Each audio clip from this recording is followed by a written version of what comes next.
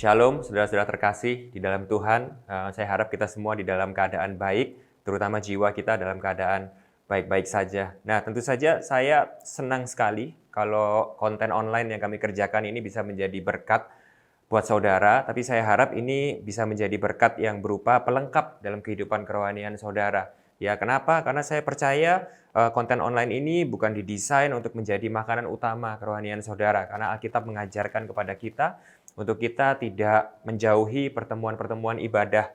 Ya, karena kita ini sekali lagi saya sering ucapkan ini, kita ini adalah makhluk sosial, ya. Our faith is a community project. Kita ini diciptakan untuk hidup di dalam sebuah komunitas di mana kita bisa berkumpul bersama, belajar firman bersama-sama, merayakan Kristus bersama-sama, sekaligus juga untuk memakai karunia yang Tuhan berikan di dalam hidup kita untuk kita bisa saling melayani satu sama lain secara langsung di dalam komunitas tubuh Kristus. Ya, puji Tuhan kalau kita lihat berita dan kita lihat keadaan sekitar kita, ya sekarang ini situasi COVID ini sudah perlahan-lahan udah mulai mereda, ya pemerintah pun udah mulai memberikan kelonggaran-kelonggaran. Jadi saya percaya sangat memungkinkan untuk kita ini bisa kembali untuk beribadah bersama-sama dengan saudara-saudara seiman kita yang lain di dalam tubuh Kristus, di dalam tempat dan komunitas yang Tuhan sudah berikan di dalam hidup saudara, untuk saudara bisa tertanam di situ dan bertumbuh di situ. Nah, hari ini saya ingin ajak saudara untuk kita merenungkan firman Tuhan, ya, sebuah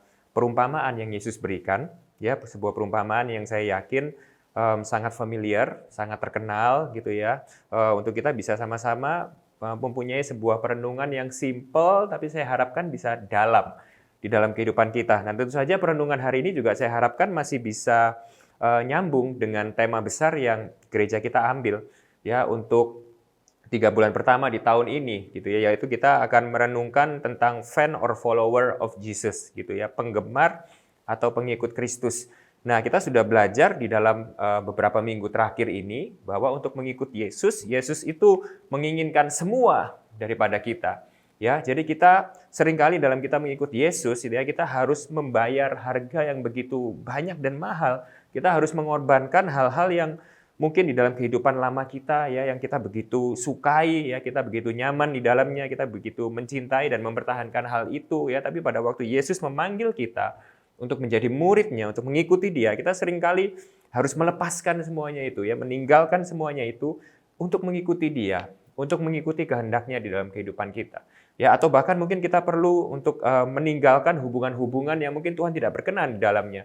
Atau bahkan mungkin meninggalkan pekerjaan-pekerjaan, ya, meskipun mungkin pekerjaan itu begitu menghasilkan buat saudara, tapi saudara tahu pekerjaan itu nggak berkenan bagi Tuhan, dan itu menghalangi saudara untuk saudara bisa hidup mengikuti panggilannya. Mungkin kita harus korbankan semuanya itu, ya, hal-hal yang mungkin sangat berharga, sangat berguna, dan sangat penting dalam kehidupan kita, ya, tapi Tuhan minta untuk kita meninggalkan semuanya itu dan mengikut Yesus. Nah, hari ini saya ingin ajak kita untuk merenungkan mungkin beberapa alasan, ya, kenapa seringkali di dalam kehidupan kita sulit untuk melakukan itu. Ya, kita sulit untuk kita ini bisa mengorbankan bahkan mungkin sedikit saja di dalam kehidupan kita sangat sulit untuk kita mengikuti Yesus. Ya, kenapa itu? Ya, kita akan renungkan itu dari perumpamaan yang akan kita sama-sama baca pada hari ini. Ya, saya kasih judul tema sharing saya pada hari ini itu The Treasure of Our Heart. Gitu ya, harta di dalam hati kita. Nah, kita nanti akan belajar bagaimana sebenarnya pada waktu kita ini sulit untuk meninggalkan apa yang kita punya untuk ikut Yesus, atau kita sulit untuk mengorbankan hal-hal yang begitu penting bagi kita meskipun kita tahu itu tidak berkenan bagi Tuhan, itu menghalangi kita untuk ikut Tuhan, tapi kita sulit untuk melepaskan itu semua. Kenapa alasannya? Karena ada harta-harta lain yang begitu berharga di dalam hati kita. Lebih berharga daripada Yesus. Ya, kita akan belajar bahwa seringkali mulut kita bilang Yesus lebih dari segalanya, tapi ternyata di dalam hati kita Yesus bukanlah harta yang paling berharga di dalam hati kita. Kita sama-sama lihat Matius 13 ayat 44 sampai 46. Perumpamaan tentang harta terpendam dan mutiara yang berharga. Matius 13 ayat 44 sampai 46. Hal kerajaan sorga itu seumpama harta yang terpendam di ladang, yang ditemukan orang, lalu dipendamkannya lagi. Oleh sebab sukacitanya, pergilah ia menjual seluruh miliknya, lalu membeli ladang itu.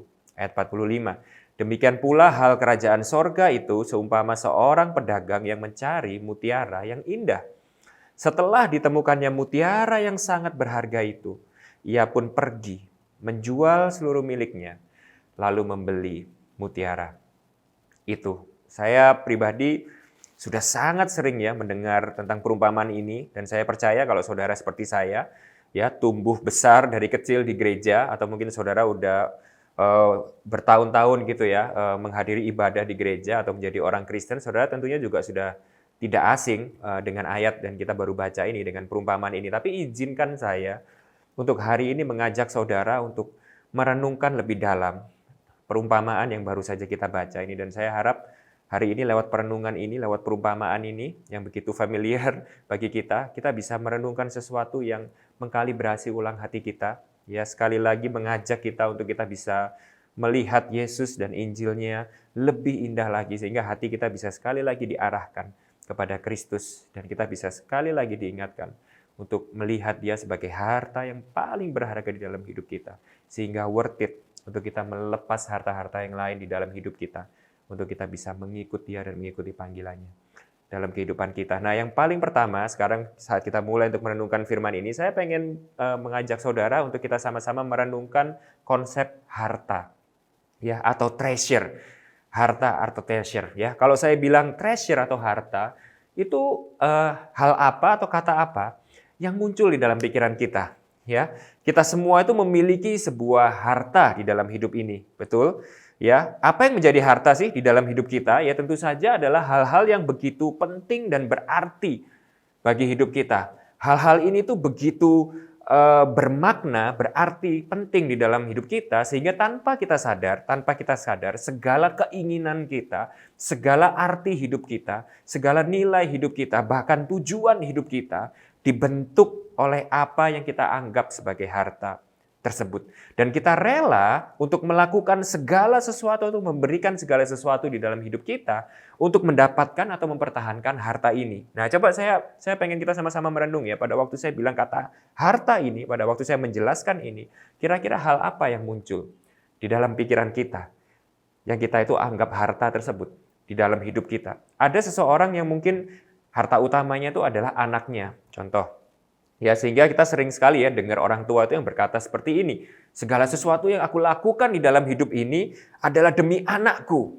Ya, segala sesuatu yang aku kerjakan, bisnisku, semuanya ini adalah semua aku lakukan demi anakku. Nah, maka tanpa orang ini mungkin sadari, maka harta utama orang ini di dalam hidupnya adalah anaknya.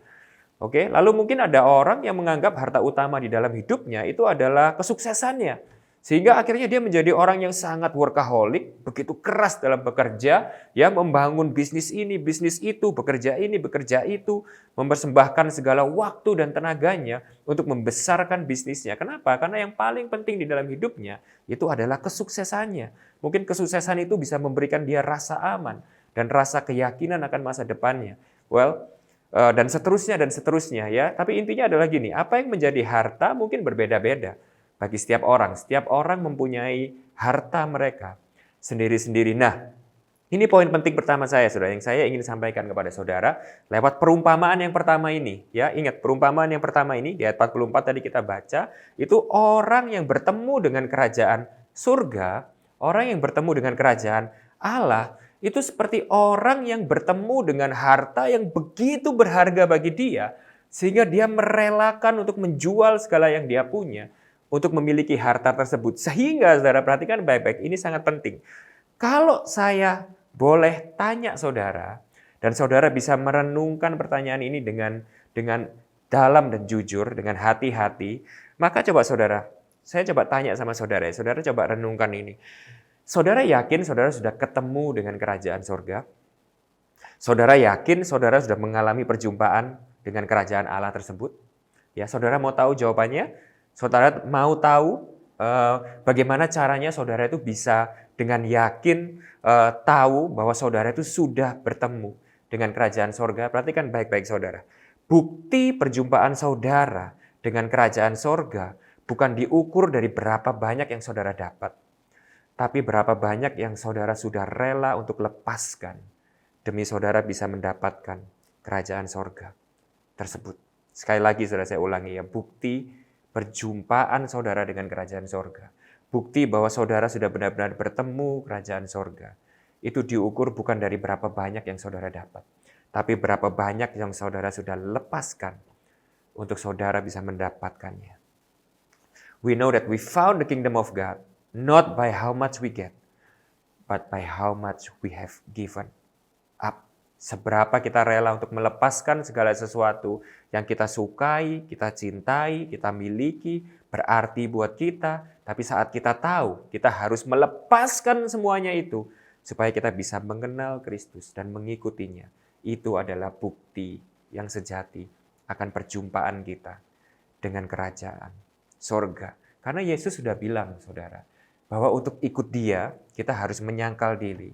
Dan kita harus merelakan semuanya untuk kita bisa ikut Dia. Ini bisa jadi berbicara tentang kehidupan lama kita.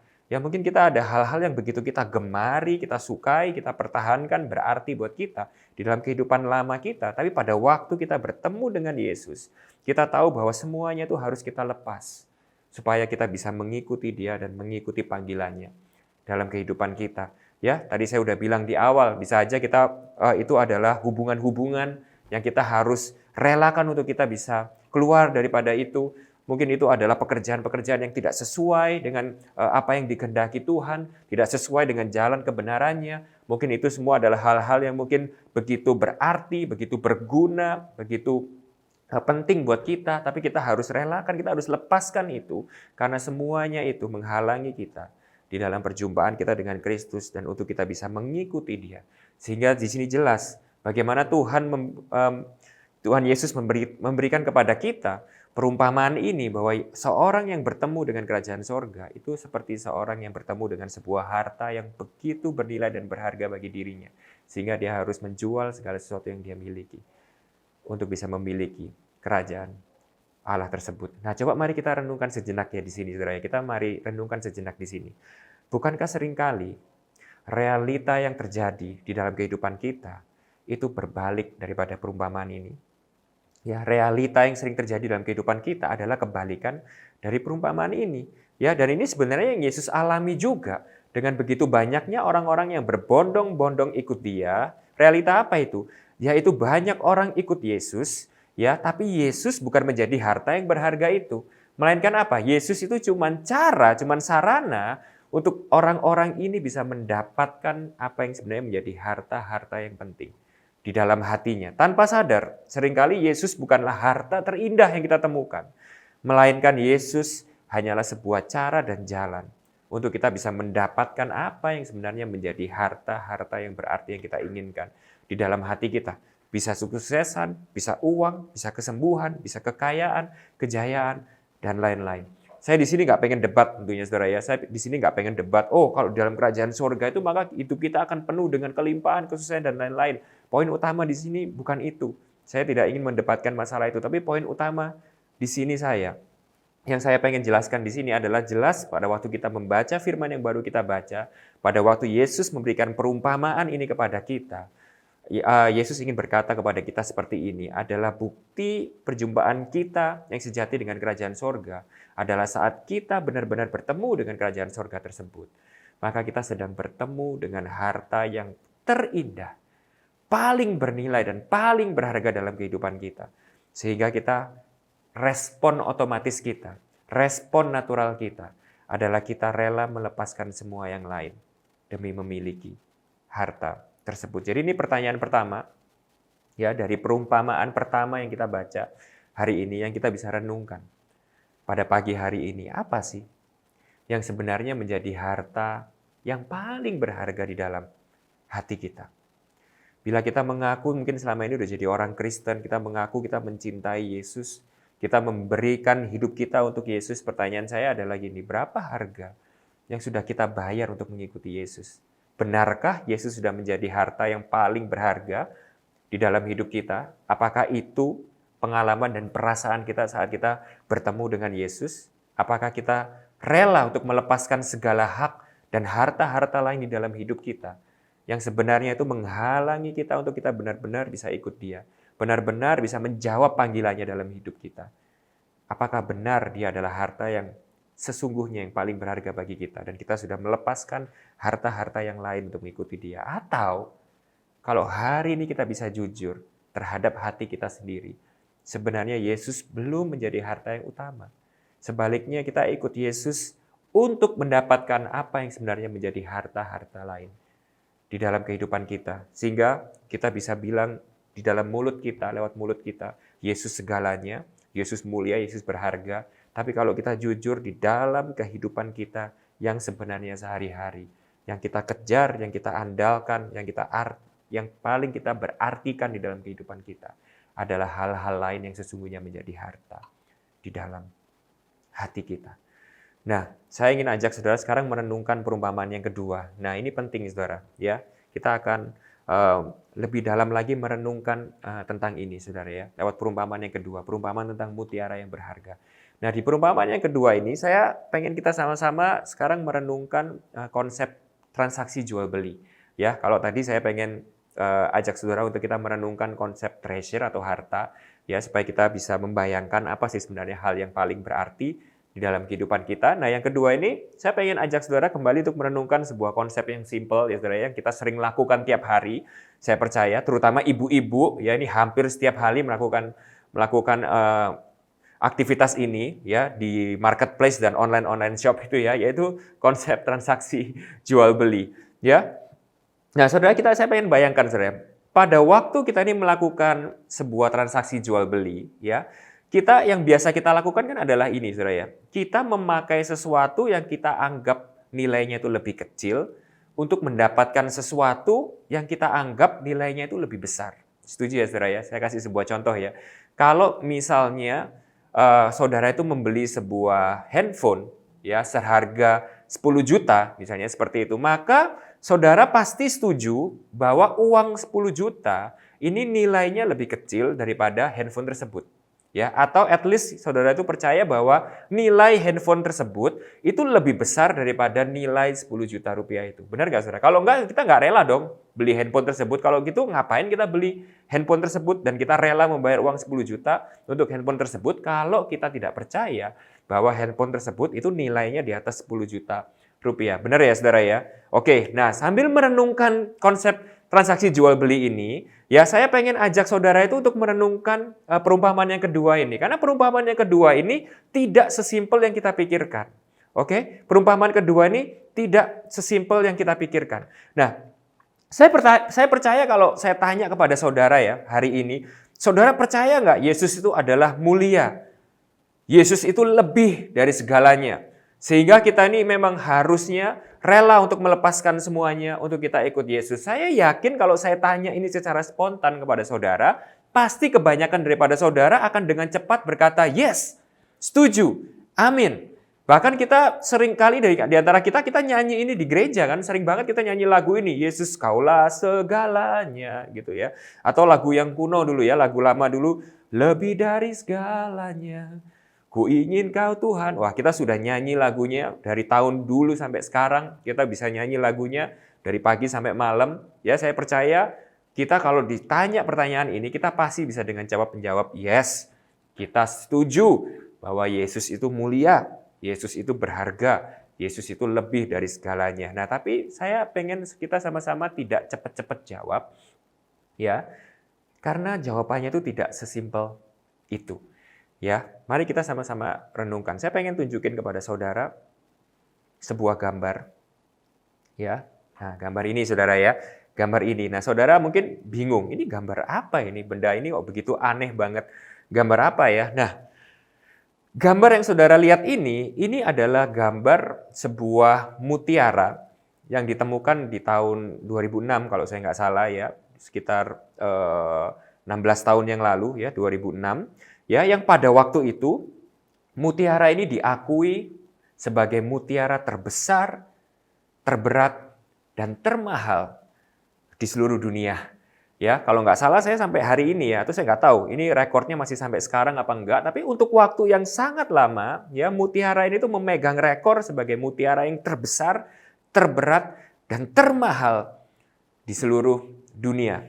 Ya, nah ceritanya adalah gini saudara ya, mutiara ini tuh ditemukan di Filipina ya sekitar tahun 2006 oleh seorang penyelam. Ya, jadi ada seorang penyelam di Kepulauan Palawan di Filipina, ya, yang suatu hari seorang penyelam ini menyelam ke dalam lautan untuk mencari ikan. Lalu tiba-tiba dia melihat sebuah benda yang aneh ini, yang kita sama-sama lihat di layar ini ya.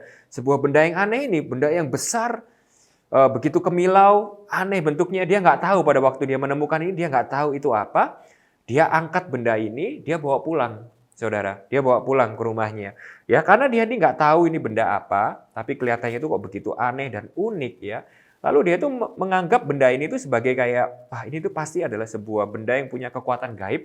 Oke, aku simpan di rumahku, aku pakai ini tuh sebagai sebuah jimat gitu ya. Dan yang dia lakukan adalah dia simpan ini tuh di bawah tempat tidurnya. Saudara, di bawah tempat tidurnya. Nah, singkat kata, suatu hari pada waktu penyelam ini sedang pergi, ya tiba-tiba rumahnya itu kebakaran. Rumahnya itu kebakaran. Nah, segala isi rumahnya itu hangus terbakar. Nggak ada satupun yang tersisa, saudara ya. Semuanya itu habis dimakan api. Nah, anehnya, saudara, anehnya pada waktu dia ngelihat rumahnya itu semuanya hangus terbakar, habis dimakan api, anehnya dia itu menemukan mutiara ini sebagai satu-satunya benda yang tersisa, dan yang lebih anehnya lagi, tidak ada cacat atau rusak setitik pun. Jadi benar-benar utuh, gak ada rusak sama sekali. Nah, dia begitu terkejut, dia melihat, wow, ini benda begitu aneh lagi, sehingga akhirnya dia tuh makin yakin bahwa ini tuh adalah benda gaib yang begitu punya kekuatan powerful, saudara ya. Nah, sehingga akhirnya apa, saudara? Sehingga akhirnya dia makin yakin untuk menjadikan benda ini jimat, ya. Dia tuh makin yakin ini bisa menyembuhkan orang dari sakit gitu ya. Malah dia tuh percaya, wah, ada beberapa orang yang sakit malaria itu sembuh karena benda ini. Nah, akibatnya, saudara, akibatnya ya benda ini tuh semakin terkenal, ya semakin terkenal, makin banyak orang yang tahu bahwa dia memiliki benda ini, mutiara ini ya. Sehingga akhirnya apa yang terjadi? Akhirnya sering kali ya penyelam ini mengalami kejadian-kejadian yang nggak enak. Yaitu apa, saudara? Yaitu banyak sekali orang itu yang berusaha masuk ke rumahnya, membobol rumahnya untuk mencuri mutiara ini. Ya, karena mutiara ini begitu terkenal, akhirnya banyak maling, saudara ya, yang berusaha untuk membobol rumahnya untuk bisa mengambil mutiara ini. Nah, ini terjadi beberapa kali, sehingga akhirnya orang ini tuh sangat terusik, sehingga akhirnya orang ini melaporkan hal ini tuh kepada pemerintah. Ya, mungkin kurang lebih dia bilang kayak gini, wah udah deh, aku udah nggak tahan deh punya benda ini ya, hidupku jadi nggak enak. Akhirnya aku kemana-mana itu begitu diteror dengan ketakutan, karena banyak banget orang yang pengen curi mutiara ini. Oke, akhirnya aku serahin aja deh. Dia bilang ke pemerintah, oke, tolong aku nih harus diapakan ini mutiara ini. Nah, singkat kata, saudara ya, pada waktu pemerintah ngelihat mutiara ini, mereka begitu terkejut, mereka begitu kaget ya. Akhirnya mereka kirimkan tim yang ahli menyelidiki batu-batu mulia seperti ini ya, tim yang ahli menyelidiki mineral-mineral ya, scientific mineral seperti ini ya, kurang lebih diselidiki, dipelajari sampai akhirnya mereka begitu kaget, lalu mereka bilang, wah kita baru saja menemukan sebuah mutiara natural, mutiara alami yang terbesar, termahal, dan terberat di seluruh dunia. Oke, stop sampai di situ ceritanya. Stop sampai di situ? Ya tentu aja enggak ya, saudara ya. Tentu aja sekarang saudara justru tanya sama saya, karena ini yang paling mengusik hati kita, ini yang paling saudara tunggu-tunggu dari tadi, yaitu saudara pasti penasaran bukan? Berapa harganya mutiara ini? Betul nggak, saudara ya? Saudara justru nunggu dari tadi, ini berapa ini harganya mutiara ini ya. Nah, ini bukan perkiraan saya, ini bukan hitungan saya tunjukkan kepada saudara, ini artikel dari Forbes di tahun 2016 ya, bagaimana pada waktu itu mereka meliput berita ini. Saudara jangan kaget, tebak saudara kira-kira berapa harganya? 1M? 10M? 100M? Nah, ini jawabannya, saudara. Artikel Forbes di tahun 2016 meliput tentang mutiara ini. Ya, mutiara ini diberi harga 100 juta US dollar. Nah, kalau saudara pintar matematika, coba saudara cepat-cepat aja hitung pakai kalkulator di kepala saudara. Nolnya berapa, saudara? Pusing ya, saudara ya. Nggak bisa kebayang nolnya berapa ya, 100 juta US dollar. Nah, itulah harga mutiara itu pada waktu itu, saudara. Nah, sekarang pertanyaannya adalah gini, saudara. Ini penting banget. Saya pengen saudara itu benar-benar merenungkan ini bersama-sama dengan saya. Sekarang mari kita sama-sama bayangkan ya, saudara. Mari kita sama-sama bayangkan, andai saja ya kita di tempat ini, saya ataupun semua saudara yang ada di rumah, anggap saja kita saat ini punya harta senilai 100 juta dolar. Oke, anggap aja semua uang tabungan kita di bank, ya, rumah kita, mobil kita semua jual, kita total, kita ini punya aset 100 juta dolar. Oke? Coba dibayangkan, saudara ya. Tapi jangan dibayangkan terlalu lama dan terlalu kemana-mana, nanti saudara nggak konsen dengan firman Tuhan yang akan disampaikan hari ini. Ya, coba dibayangkan aja. Dibayangkan aja semua yang kita punya, itu nilainya adalah 100 juta dolar. Oke? Pertanyaan saya adalah gini. Kalau saudara hari ini punya harta senilai 100 juta dolar, pertanyaan saya, apakah saudara rela untuk saudara menukar semuanya itu dengan mutiara yang saudara lihat barusan? Oke, mari kita coba sama-sama renungkan ini. Saudara, kalau saya tanya kepada saudara, saudara percaya nggak nilai mutiara ini adalah benar-benar 100 juta dolar? Saya yakin banyak daripada saudara, mungkin saudara akan bilang yes, percaya. Ya tentu saja ya, karena kalau saudara tahu kan mutiara yang kecil itu aja, kalau mutiara itu begitu bagus ya, bentuknya bulat kecil itu dijadikan perhiasan, itu nilainya bisa ada yang puluhan juta, ada yang ratusan juta. Nah, ini sebuah mutiara yang besar sekali. Ya, lebarnya itu sekitar lebih dari 50 cm, saudara ya, dan beratnya itu diperkirakan beratnya itu bisa sekitar 75 pound, itu berarti 30 kilo lebih, 32 kilo. Jadi saudara bayangin, 50 cm, 32 kilo mutiara alami asli. Mutiara terbesar, termulia, dan terberat di dunia ini. Mungkin saudara secara pikiran, saudara akan percaya bahwa nilai mutiara ini sungguh adalah 100 juta dolar. Ya, mungkin. Atau kalau saudara tidak percaya, ya saudara bisa selidiki itu, saudara tanya orang yang ahli, saudara bisa hubungi orang-orang yang ahli secara saintifik untuk mengukur itu, dan saya percaya kita semua pasti akan bisa sama-sama setuju bahwa yes, mungkin mutiara ini adalah benar, harganya 100 juta dolar.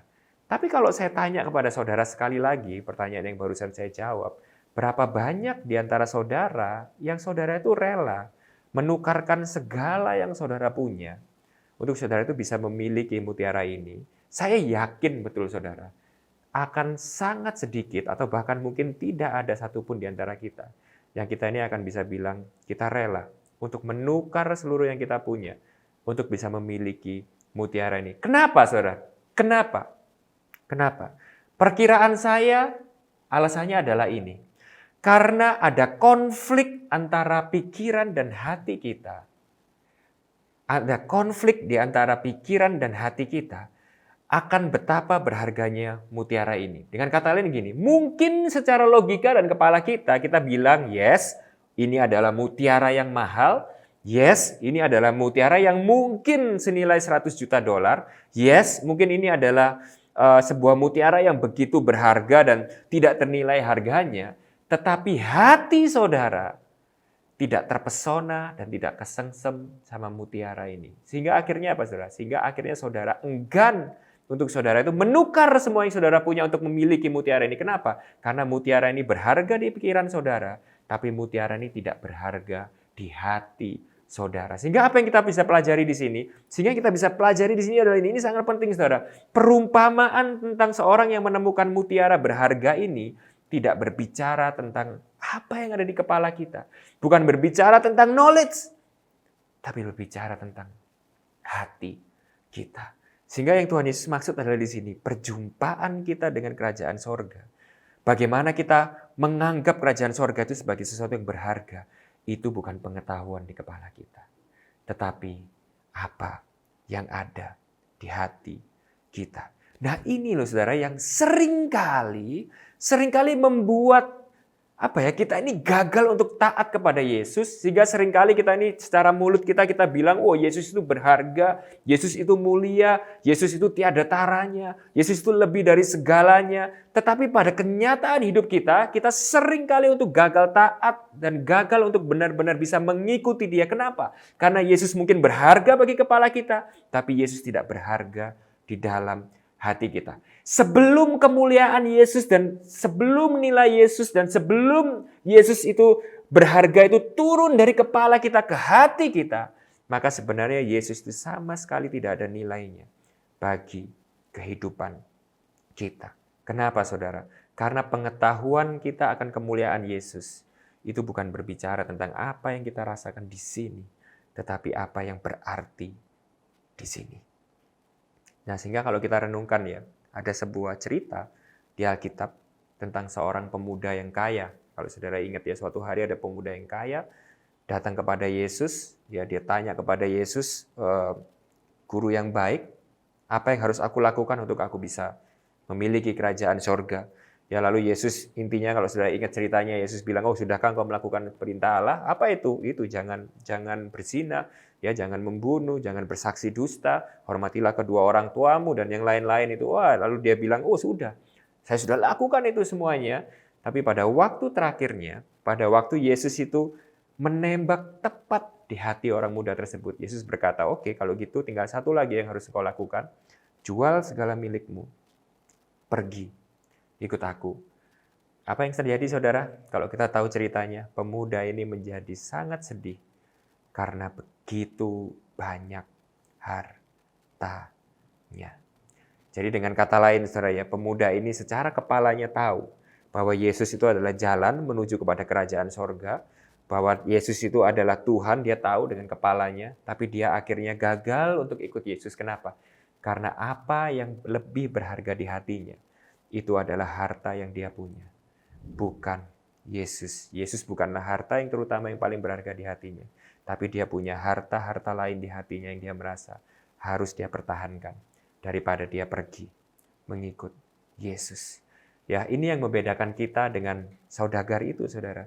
Jadi yang membedakan kita dengan saudagar yang menjual semua miliknya untuk memiliki mutiara itu bukan nilai mutiaranya, bukan teori akan berapa harga mutiara itu, tapi yang membedakan itu adalah bagaimana mutiara itu begitu berharga buat hati saudagar itu. Hanya saat nilai itu turun dari kepala kita ke hati kita, baru kita akan rela membayar 100 juta dolar itu demi kita memiliki mutiara tersebut. Hanya saat nilai dan kemuliaan Yesus itu turun dari kepala kita ke hati kita, maka baru kita akan benar-benar bisa berkata bahwa yes, sungguh Yesus lebih berharga dari segalanya. Sungguh Yesus lebih mulia dari segalanya.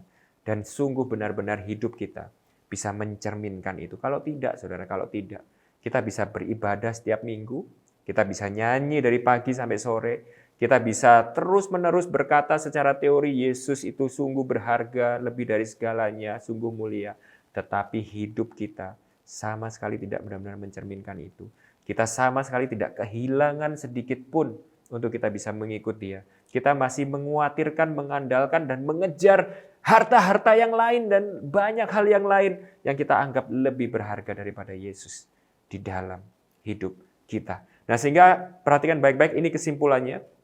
Ini kesimpulan daripada perumpamaan kedua yang baru kita renungkan ini. Kesimpulannya adalah ini, saudara. Sebelum Yesus menjadi harta di dalam hati kita, sesungguhnya Dia belum menjadi Tuhan dan Raja atas hidup kita. Saya ulangi ya, saudara ya. Sebelum Yesus menjadi harta di dalam hati kita, sesungguhnya Dia belum menjadi Tuhan dan Raja atas hidup kita. Kenapa, saudara? Karena kita secara natur akan lebih untuk mempertahankan dan mengejar hal-hal lain yang menjadi harta itu di dalam hidup kita. Sehingga kita tidak akan bisa pernah untuk bisa benar-benar mengikut Yesus dan mentaatinya secara sungguh-sungguh saat Dia belum menjadi harta yang termulia di dalam hati kita. Mungkin mulut kita menyebut Dia sebagai Tuhan. Mungkin mulut kita menyanyikan Dia sebagai Raja. Tetapi sesungguhnya saat Dia belum benar-benar menjadi harta yang utama di dalam hati kita, maka sebenarnya ada harta-harta lain yang sebenarnya menjadi Tuhan atas hidup kita. Sehingga inilah kesimpulannya pada malam hari ini, pada pagi hari ini. Perhatikan baik-baik. Kita tidak bisa merubah hidup seseorang. sebelum kita terlebih dahulu merubah apa yang menjadi harta di dalam hatinya. Renungkan ini baik-baik saudara ya. Kita tidak bisa merubah hidup seseorang sebelum kita terlebih dahulu merubah apa yang menjadi harta di dalam hati orang tersebut. Ya, nah sehingga kalau kita lihat ya dalam kehidupan sehari-hari, kita lihat dalam kehidupan sehari-hari, kita tidak heran bukan? Misalnya contoh, kenapa kok bisa ada orang itu yang terus jatuh bangun di dalam masalah keuangan, terus jatuh bangun terlilit di dalam hutang. Kenapa saudara? Kenapa saudara? Kalau kita renungkan baik-baik ya bukan karena orang ini nggak punya kalkulator, bukan karena orang ini nggak bisa menghitung bahwa pengeluaran itu harus lebih kecil daripada pendapatan, bukan karena orang ini tuh butuh pengetahuan pikiran untuk bisa mengatur keuangan lebih lagi, bukan. Sesungguhnya adalah saat orang itu belum berhenti untuk menjadikan uang itu sebagai harta yang utama di dalam hati orang tersebut, maka orang tersebut akan selamanya diperbudak dengan masalah uang. Sehingga akhirnya orang itu akan terus-menerus jatuh bangun dan terlilit dalam masalah keuangan. Kenapa? Karena uang masih menjadi tuan atas hidupnya dan dia masih diperbudak oleh uang. Kalau misalnya contoh yang kedua, kita tidak akan bisa membantu orang untuk berhenti berbohong. Ya, kita tidak akan bisa mengajak orang untuk bisa hidup apa adanya, jujur, terbuka. Ya, kenapa? Sebelum pengakuan dan penerimaan orang lain itu tidak lagi menjadi harta yang utama di dalam hati orang tersebut. Selama penilaian dan pengakuan orang lain itu masih menjadi harta yang utama di dalam hati orang tersebut, maka selamanya orang itu akan hidup di dalam kepura-puraan, di dalam topeng, dan terus berbohong. Ya, kita tidak bisa membantu orang untuk hidup kudus selama seks dan hawa nafsu itu masih menjadi harta yang paling berharga di dalam hidupnya. Lebih berharga daripada Yesus di dalam hati orang tersebut. Saudara bisa lihat ini ya. Maka kita harus merubah harta di dalam hati seseorang. Maka kita baru bisa merubah hidup orang tersebut. Change the treasure of his heart and you will change the man. Nah, ini yang kita patut untuk renungkan sekali lagi. Pada pagi ini ya, mungkin selama ini kita sudah lama menjadi orang Kristen.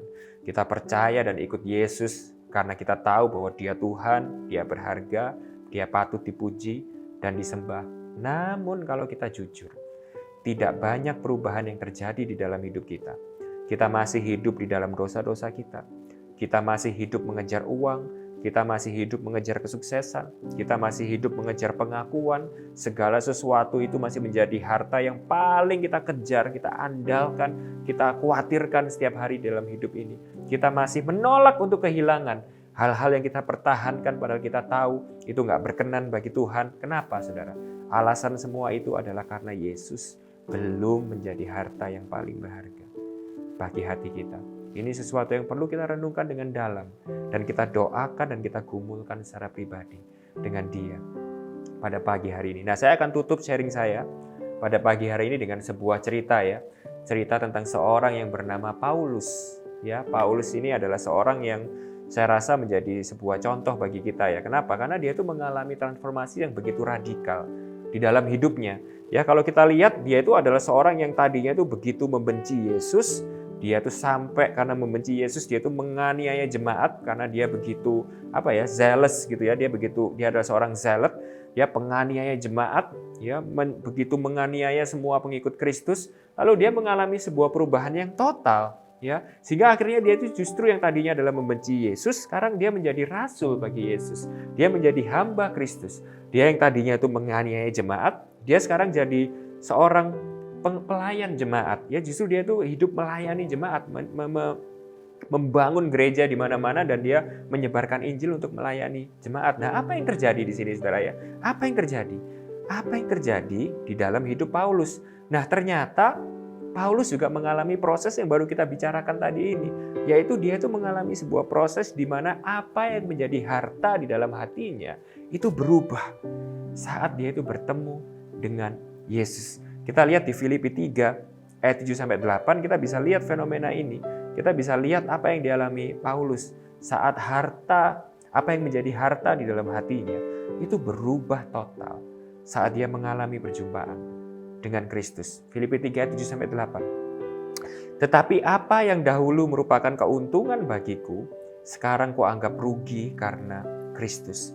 Malahan segala sesuatu kuanggap rugi karena pengenalan akan Kristus Yesus Tuhanku lebih mulia daripada semuanya. Perhatikan ini saudara, oleh karena dialah aku telah melepaskan semuanya itu dan menganggapnya sampah supaya aku memperoleh Kristus. Wow, luar biasa. Nah, apa yang bisa membuat Paulus itu akhirnya bisa seperti ini? Pengenalan Kristus seperti apa yang akhirnya itu bisa mempesona hati Paulus begitu rupa sehingga akhirnya dia bisa berkata segala sesuatunya itu aku lepaskan. Aku gak peduli sama semuanya itu, aku anggap semua itu sampah. Asalkan aku bisa mengenal Kristus dan aku bisa memperoleh Kristus. Apa yang menyebabkan terjadi sebuah perubahan harta di dalam hatinya dengan begitu radikal? Pengenalan Kristus seperti apa yang membuat dia mengalami itu? Ternyata jawabannya adalah the gospel, Injil. Jawabannya itu terletak di pasal sebelumnya. Kalau kita baca di Filipi 2, ini adalah pengalaman yang Paulus itu rasakan. Sehingga akhirnya dia bisa berkata seperti itu di Filipi 3. Ya, dia melihat sebuah keindahan lewat Injil yang begitu luar biasa, memikat hatinya. Sehingga akhirnya dia bisa berkata, wow, ini adalah sebuah hal yang paling berharga, paling indah di dalam hidupku yang aku bisa miliki. Sehingga aku rela untuk melepaskan semuanya. Apa itu saudara? Kita lihat apa yang Paulus lihat di Filipi 2. Filipi 2 ayat 5-8. Hendaklah kamu dalam hidupmu bersama menaruh pikiran dan perasaan yang terdapat juga di dalam Kristus Yesus. Ini kata kuncinya ayat ke-6. Yang walaupun dalam rupa Allah tidak menganggap kesetaraan dengan Allah itu sebagai milik yang harus dipertahankan, melainkan telah mengosongkan dirinya sendiri dan mengambil rupa seorang hamba dan menjadi sama dengan manusia, dan dalam keadaan sebagai manusia ia telah merendahkan dirinya dan taat sampai mati, bahkan sampai mati di kayu salib. Sehingga dengan kata lain saudara, kalau saya boleh imajinasikan, ya saya boleh gambarkan dan saya boleh ilustrasikan ini dengan versi saya sendiri. Ya, ini nggak ada di Alkitab, tapi saya percaya mungkin kurang lebih kalau saya boleh kayak reminiscence gitu ya, yang Paulus rasakan pada hari itu gini. Ketika Paulus tuh mendengar perumpamaan tentang pedagang yang menemukan mutiara tadi itu ya, yang Yesus tuh katakan ya. Ketika Paulus tuh mendengar tentang perumpamaan yang Yesus tuh berikan, mungkin Paulus tuh tiba-tiba membayangkan bahwa Tuhan Yesus itu adalah penggenapan sejati daripada seorang saudagar itu. Ya, sehingga kalau Paulus tuh boleh mereka ulang tentang perumpamaan tentang seorang saudagar yang menemukan mutiara berharga itu, mungkin Paulus tuh menggambarkan bahwa Yesus itu adalah sang saudagar itu. Seorang saudagar yang menemukan mutiara itu, ya ini kita, yaitu Paulus dan kita semua di tempat ini, manusia-manusia yang berdosa. Dan dia itu rela menjual semua yang dia punya, dia rela untuk melepaskan semua yang dia punya, dia rela untuk meninggalkan semua yang dia punya untuk memiliki mutiara tersebut. Namun kita harus tahu bahwa ada satu perbedaan yang sangat besar di sini. Apa itu saudara? Satu perbedaan yang sangat besar ini, yaitu ini saudara. Kalau saudagar di dalam perumpamaan Yesus itu menemukan sebuah mutiara yang begitu cantik, begitu bernilai, begitu berharga, sehingga dia layak untuk menjual semua yang dia punya untuk memiliki mutiara tersebut. Tidak sama dengan Yesus. Karena Yesus menemukan sebuah mutiara yang tidak cantik, melainkan mutiara yang hancur dan bobrok karena dosa. Tapi dia malah rela untuk melepaskan semua yang dia punya untuk dia bisa membeli dan memiliki mutiara tersebut, yaitu Paulus, yaitu saudara dan saya yang sudah hancur karena dosa, yang sudah hilang di dalam kebinasaan karena dosa-dosa kita. Tapi Yesus rela untuk melepaskan semua yang dia punya untuk bisa membeli saudara dan saya, untuk memiliki saudara dan saya sebagai miliknya dan kepunyaannya yang berharga. Wow, dan ini adalah kebenaran di dalam Injil yang membuat Paulus itu wow. Ini adalah sesuatu yang begitu berharga, begitu indah, begitu bernilai, yang layak untuk aku tukar dengan segala yang aku punya di dalam hidup ini. Nah, sehingga kalau kita renungkan lagi, sekali lagi kalau kita renungkan, saya tiba-tiba teringat gitu ya, sama tadi perumpamaan tentang pada waktu Yesus itu ketemu dengan pemuda yang kaya tadi, saudara ya. Pemuda ini kan kaya, ya, pemuda yang waktu itu mungkin dinilai umurnya itu sekitar 30 tahunan. Dia punya segala sesuatu, ya, dia punya social standing, dia punya semua harta, dia adalah orang yang sukses, dia adalah seorang yang taat, ya. Tapi dia tidak sadar bahwa sebenarnya yang sedang berbicara kepada dia, yaitu Yesus, juga adalah seorang pemuda. Ya, Yesus pada waktu itu mungkin umurnya adalah 33 tahun. Ya, Yesus juga adalah seorang pemuda yang jauh lebih kaya daripada dia. Perhatikan baik-baik. Yang jauh lebih kaya daripada dia. Yang justru rela untuk meninggalkan semua kekayaannya itu.